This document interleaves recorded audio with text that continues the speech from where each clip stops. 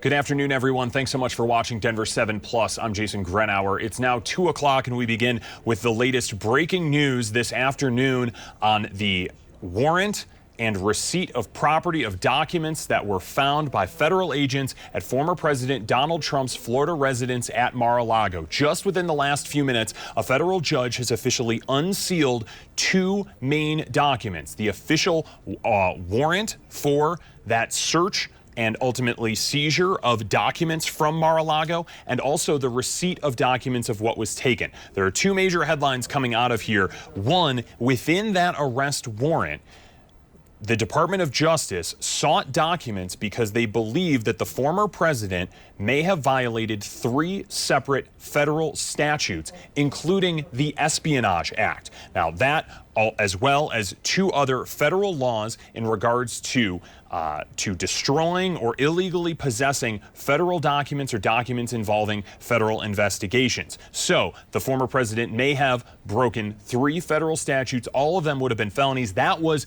the cause, basically, for why the Department of Justice asked for this search warrant for FBI agents to go into Mar-a-Lago on Monday. The second major headline coming in that receipt of what was taken by federal agents as part of that search. 11 different sets of documents ranging in importance or in security clearance level, all the way from confidential up to top secret SCI. That is top secret, sensitive, compartmented information. That is the top level of security clearance a document can have that, according to ABC News and their reporting, could cause grave harm to the national security of the United States.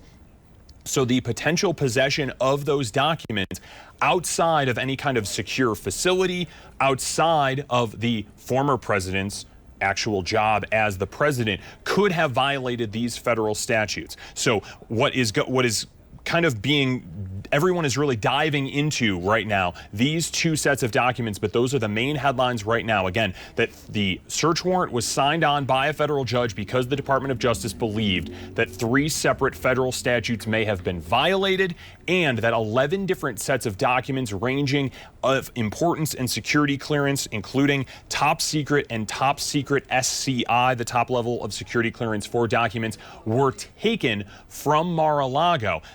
All this coming out and now being made public because former President Trump and his legal team did not object to the Department of Justice and Merrick Garland, the Attorney General, when they came out yesterday and asked the judge to go ahead and unseal them. So now they have been unsealed.